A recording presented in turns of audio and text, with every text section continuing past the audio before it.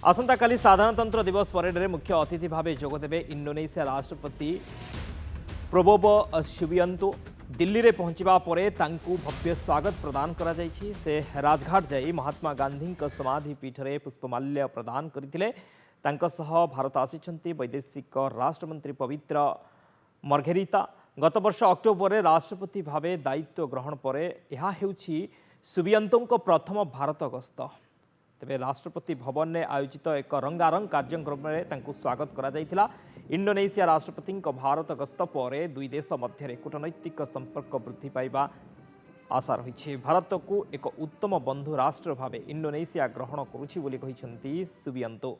से कहते इंडोनेशियार स्वाधीनता को मान्यता देवारे भारत थिला प्रथम राष्ट्र। इंडोनेशियार स्वाधीनता संग्राम रे भी भारतर अवदान मोहनीय थिला। दिल्ली रे पहुंचवा परे तांकु स्वागत करथिले राष्ट्रपति द्रौपदी मुर्मू और प्रधानमंत्री नरेंद्र मोदी। आसंता काली 76तम साधारणतंत्र दिवस अवसर में कर्तव्य पथरे रंगारंग कार्यक्रम अनुष्ठित हेबो। एही परेड रे इंडोनेशियार 352 सदस्य विशिष्ट मार्चिंग और बैंड कंटिजेंट भाग नेबे। भारत इतिहास रे प्रथम थर लागि साधारणतंत्र दिवस परेड रे इंडोनेशिया कंटिजेंट भाग नेबे।